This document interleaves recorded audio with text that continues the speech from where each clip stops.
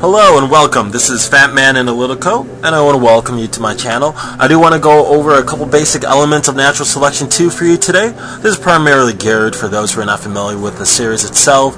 Natural Selection 2 is a sequel to the original, which was a mod for Half-Life.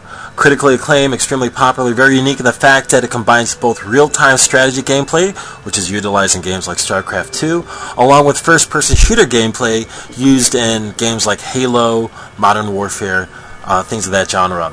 Now, as far as the game itself is concerned, it is currently in a beta stage, so anything I'm saying today is subject to change, but the beta is extremely playable, and you can join the community quite quickly by going to Unknown Worlds Entertainment, or unknownworlds.com, or naturalselection2.com, and pre-ordering the game, which allows you to get into beta, which is currently ongoing.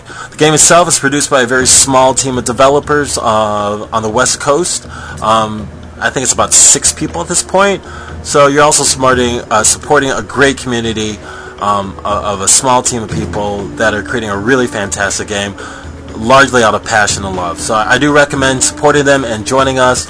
As far as the game itself, let's go ahead and get into one. As far as when you the first thing that pops up, it's pretty straightforward. Your exit, your option, you create, which allows you to make your own private game, and also join. Join is your server list. And I just want to quickly show you how many people are currently on. This is midday on a Monday.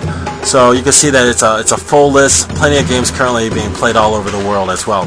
Now, as far as the game itself, I'm going to be joining my own game that I'm going to be making for myself personally, which you can do as well. I do recommend this because it allows you to experiment and play around with the game itself. Good for learning the map, especially when you're new to the game. It's critical that you do this because the game itself has a relatively steep learning curve. The community is extremely supportive. You can go to Natural or NS2 HD on YouTube as well, and that channel has a lot of gameplay footage for you to learn off of as well. But the gameplay itself is a little steep, takes a little time to become familiar with, but once you get into it, it's a blast. And again, the community is extremely supportive, so feel free whenever you're playing on a server to ask for help. There are always people willing to do it. I'm going to go ahead and join Marines really quickly for yourselves. Now, the gameplay here is very familiar. You'll see that you have your typical first-person shooter elements, your pistol. Instead of a knife, we have a switch axe as well. Now, the alien side is very different. It is asymmetrical gameplay, so they do not play at all in any similar fashion. But I'll be covering that later in this clip. Initially, when you join as a Marine, you're going to be popping in and you'll see this. This is an infantry portal. This is your spawn point. Obviously, it's very critical because without this, you cannot spawn into the game. Behind it is the command station or comm chair. This is where you access a real-time strategy aspect of the game, which I'll be covering later as well. Currently, I do want to mention the comm chair is one of the most important pieces on the chessboard. It is essentially the king of the chessboard. If you take this down as an alien, you win. So as a Marine, it's critical that you have one of these currently functioning. You can drop spare ones if you like as well, which is nice. But again, without this, you win or lose as an alien or Marine. Now, first off, if you join the game, I do recommend going to the forums.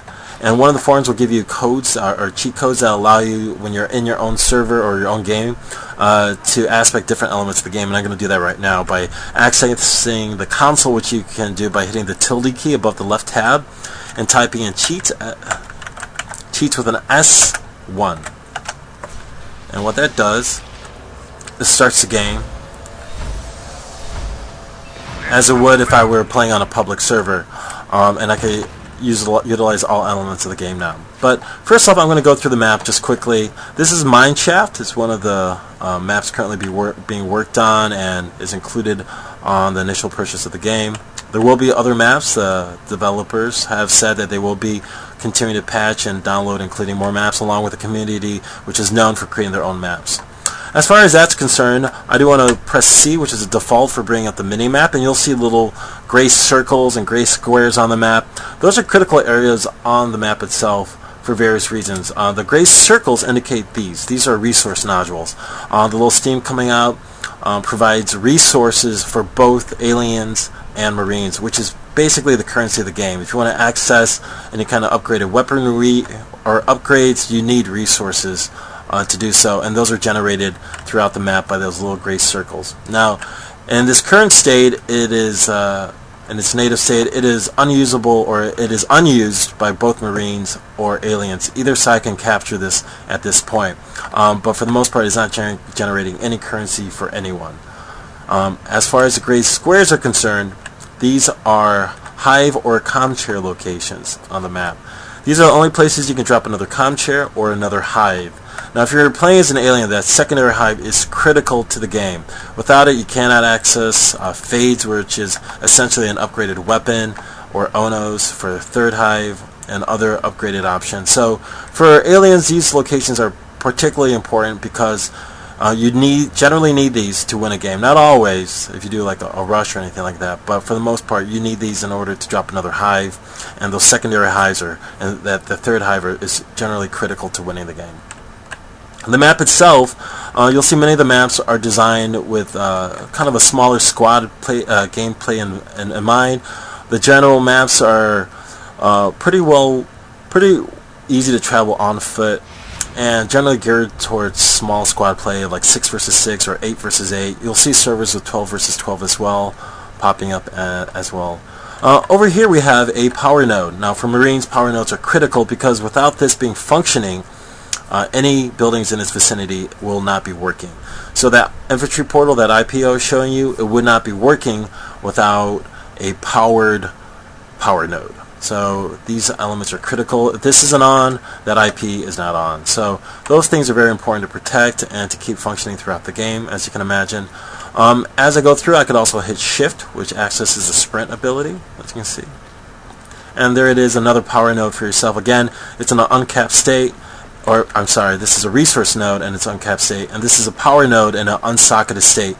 I do also want to note that if the power node is not up, and let's say this resource node was up, this resource node would not be working because that power node isn't functioning.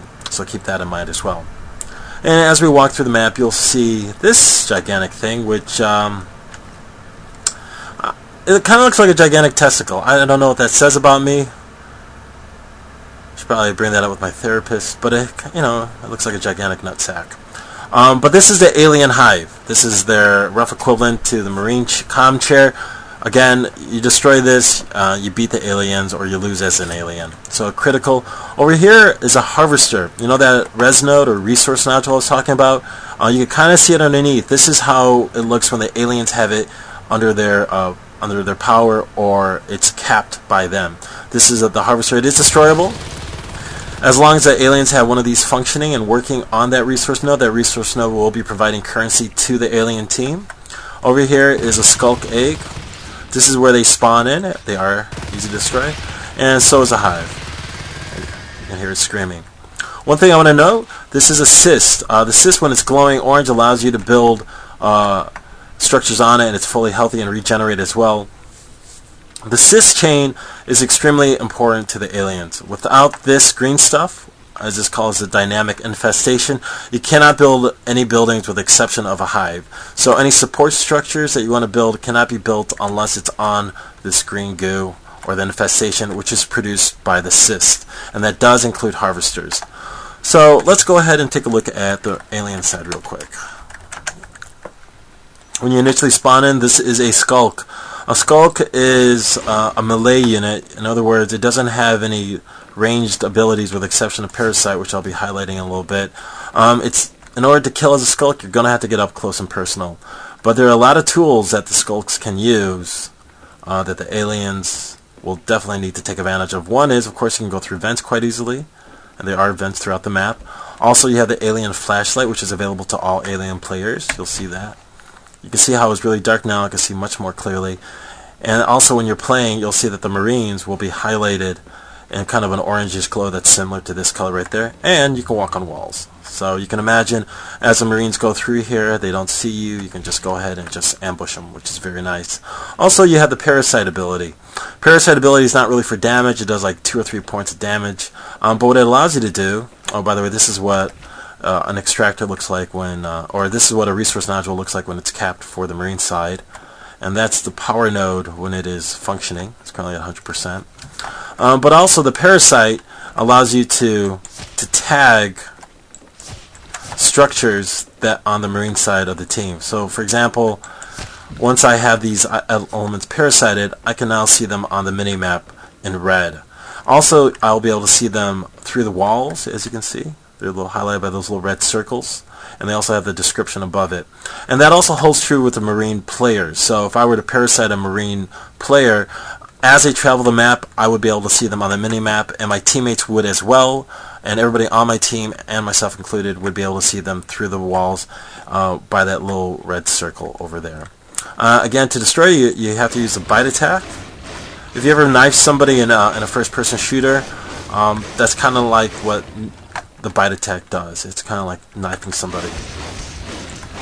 So there you go. So along with that, you can also access different life forms, which I'll show you in just a second. But let's go ahead and take a look at the real-time strategy aspect of the game, or the comm chairs. So let me go ahead and start again with the Marines.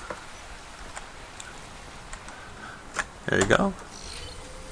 Go up there and hit my use button, and then it brings this up. This is the top-down, or the commander view, on the Marine side. Now, anybody who's ever played a real-time strategy game will be very familiar with this play style. You basically build bases. You can also, and a critical element as comm is to lend support.